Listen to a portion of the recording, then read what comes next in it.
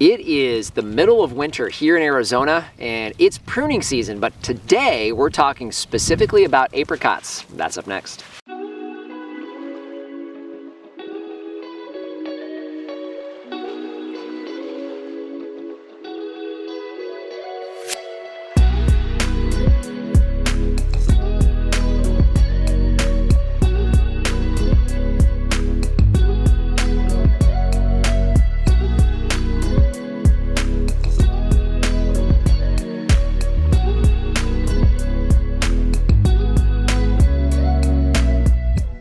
Hello everyone, this is Dwayne with Edge of Nowhere Farm, and we're coming to you here right at the middle of January in 2022. If you guys have been following us along, you know that we have over 170 fruit trees here on the farm. None of those trees are older than 2 years old. And what we're going to be talking about today is something that you see right behind me here, and that is apricots. So before we get started today, I do want to go ahead and link a playlist here of all of our pruning sessions. It'll give you an idea of how we prune our trees. Last year we were coming through all of these trees for the first time, at least the one you see behind me here, and getting some initial pruning done.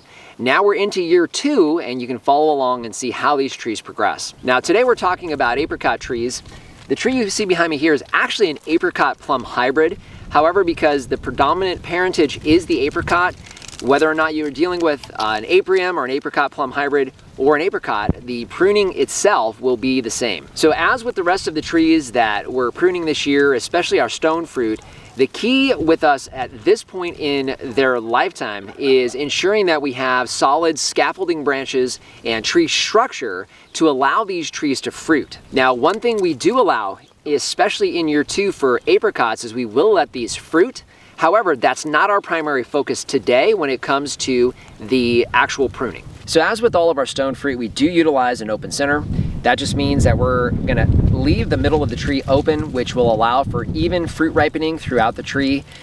Apricots are very small, but one of the things with that fruit, very much like the rest of your stone fruit, sunlight helps to ripen the fruit. We want to make sure that all the fruit on the inside of the tree is going to ripen up nice and even, the same as it does around the outside of the tree. Now, one big difference that you can probably already see here with this tree behind me, this tree is 2 years old. When it was originally planted, it was a single whip about the size of my pinky, and that was actually less than 2 years ago. You can see just how much strong growth comes out of these trees. Now, this tree we got from RSI Growers. He uses a solid rootstock for us here in Arizona, which is one of the reasons why you see as much growth as you do on this tree. However, one of the things about apricot trees and kind of what they're known for is they have a tendency to be very top heavy, and you can actually see it in the tree here. We don't need to do a lot to encourage that outward growth. It really kind of does that automatically, but you can see it grows wide and very tall. That can be a problem for us here as we get into the monsoon season, because you can actually lose your trees. They'll actually just snap off at the trunk. I've seen it happen myself, and I want to make sure that we don't have that happening with these trees. So as we're moving through here, one of the key focuses besides that open center will be bringing the tree, the overall tree height down, so we can make sure that a lot of our weight is further down towards the trunk of the tree. Let's talk a little bit about the tools we're going to need in order to get this accomplished today. First thing would be eye and hand protection. We're going to be working with a lot of small branches like you see here. They'll have a tendency to start whipping around as I get in there and start taking material off. So I make sure that I'm wearing safety glasses. You'll see that here. Obviously, it doesn't matter what kind, but you want to take care of your eyes. We've learned from experience that it's very easy to get whacked in the eye with a branch. We don't want that happening. Next, you'll see I have gloves on. Obviously, we have sharp implements that we're dealing with today. I want to make sure I'm not taking a finger off, especially here in the middle of the pruning season. Got a lot of work to do. Next would be my go-to. So this is a pair of Corona bypass pruners. And bypass simply means that the anvil, which is this bottom part of the pruners, you actually have the blade, this side, will bypass the anvil. What I've noticed is that you get a very clean cut as opposed to the anvil type pruners where you're kind of mashing the branches down. So these work really well. As we go up in branch size, I have a pair of loppers here. So this is up to about 1.5 inch diameter branch that these are good for. Again, it's still a bypass lopper, so I'm bypassing the anvil to get a nice clean cut. Last but not least would be a saw. We do have some larger branching on this tree. If I need to take off any larger branching, I do use a saw. This one is the Corona RS 7265 saw. It's the one that I use. I like it because I can keep it in my back pocket as I'm walking around the tree. Folds up nice and neat so that I'm not slicing my hand off with this thing, but can use these for our larger branches. Okay, we've already walked around this tree. We have an idea of some of the cuts we want to make. The first thing I always start with is the center of the tree and making sure I have that open center that we want to make sure we're maintaining. So we're here in the middle of the tree, and as you can see here, we have a couple different branches that have kind of taken over the middle of the tree. So I've got this that's kind of sprouted out here. This is definitely way too high up from the center or open center of the tree. So I'm gonna lose all of this material here. I've got scaffold branches going out from the tree back here as well as back here. So I need to get this out of my way. Now, instead of making the cut down here and having all of this material coming out at the same time, I'm just gonna basically remove each one of these branches so that I can basically then remove the stump that's left over.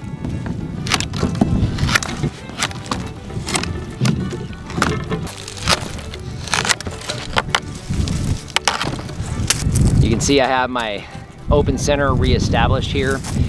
One of the things I should probably talk about while I'm in here is a difference between peaches and apricots when it comes to how they fruit is older wood starts to develop basically these spurs.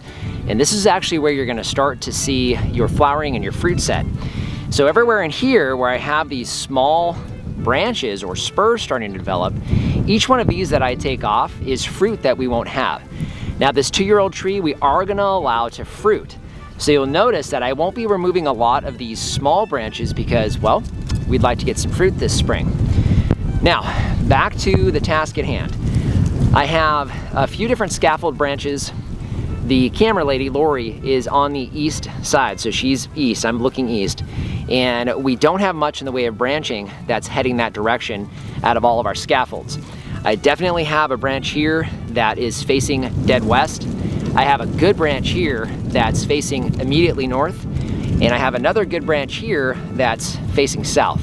So the challenge is what I'm gonna use in order to fill this gap heading directly east. So I have this branch here that is an option. It looks like I can probably take this off here if I want. I also can actually come out here and use a lower branch off of this primary scaffold here and come out that direction. So looking at it here, I haven't decided yet.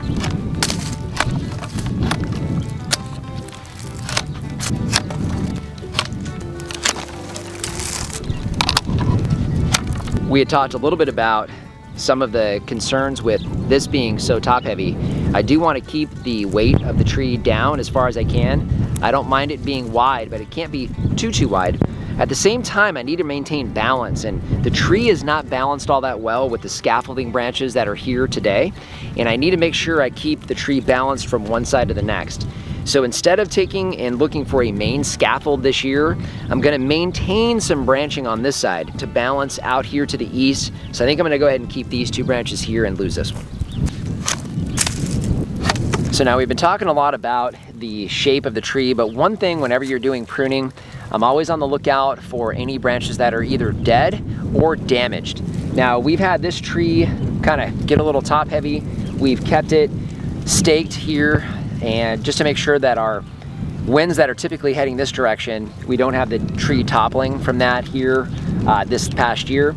Because of the T-post, you can see here we have some damage on this branch. So I would normally keep this branch in place, but because of the damage from the post, I'm gonna go ahead and remove this branch. Next thing I'm always on the lookout for, again, back to damaged branches. Anytime you have branches that are crossing like this, that's never a good thing. You're gonna get damage on both branches. Now here, we don't have a lot of issues with fungal diseases because we're so dry, but in some areas, in some parts of the country, that is a problem. And you start getting damage like this, especially during the growing season, if it's very wet and rainy, you could have an issue with that. So we nip that in the bud here during winter pruning to make sure we're not gonna have that issue. So one of the things we were talking about earlier is these small fruiting spurs that are starting to develop on this branch. Now I would normally take this branch off because it's going in the same direction and will start growing into this branch here that I'm gonna be keeping. So instead of losing the possibility of fruit that I do want this year, I'm gonna go ahead and take this branch off here. Now before I do that, this branch could still be salvageable. So what I wanna do is I'm gonna actually choose my cut and place it just above one of these buds that's facing the direction that I want it to branch out. When you make a cut on a tree like this, it's gonna start branching from the buds immediately below that cut. So I'm looking for buds that are basically facing towards me, and I have a couple here that I think I'm gonna cut right above. Okay, I think I have one more cut to make, and that's these two branches here. They're both facing the right direction, which on this particular scaffold is west. The problem is these two branches are gonna grow substantially this year, and they're already starting to cross. So I have one solid branch here that's angled nice. So it's about, I would say, probably about a 45 to 50 degree angle from the ground. So I like the angling. So I'm gonna go ahead and take the smaller of the two out. So one last thing with this tree is I still have some pretty tall branching. All of my balancing is really, really good. I wanna make sure I'm maintaining these low branches, but at the same time, I don't want anything too long that's gonna catch the wind and act like a sail and basically try to snap this tree, especially as young as it is. So what I do is I basically just, again, look for these buds or nodes that are facing out, and I'm gonna keep my height just above my head, so probably right at about 7 feet or so. Cut just above an outward facing node.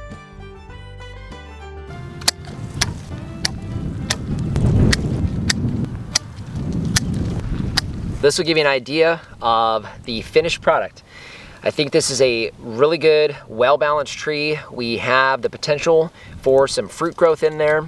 Again, I want to stress, you've seen me take a lot of material off of this tree. These are very aggressive growing trees. So if you don't have that same aggression in your apricot or apricot hybrid trees, you may want to back off a little bit on the amount of material. You know, they always say the general rule of thumb is about 30% of total mass that you would take off the tree at any given time. I'd say I'm probably actually less than that on this round, but that doesn't mean that you can just go and start whacking the tree in half.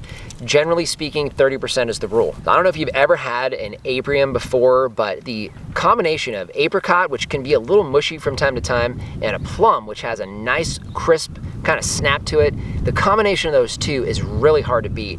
And I know I'm looking forward to spring and the chance that we'll have a few fruit off of this tree behind me here. So just want to thank you for joining us today. If you haven't done so already, subscribe to the channel. Fruit trees is one of our primary focuses, but would love to have you as a subscriber and share the content. If you know anybody that's into this kind of thing, it definitely helps us when you share it. Any questions or comments, please leave those in the comment section down below. And last but not least, a free painless way to help support the channel is our Amazon shop. I'll leave a link down below, and if you follow that link, it doesn't matter what you buy, you help to support us here. So just want to thank you for joining us today and remind you, if we can farm on the edge of nowhere, so can you. The branch between these two and have my these two small western branches continue to be maintained this year. It's east. Let's try directions, Dwayne.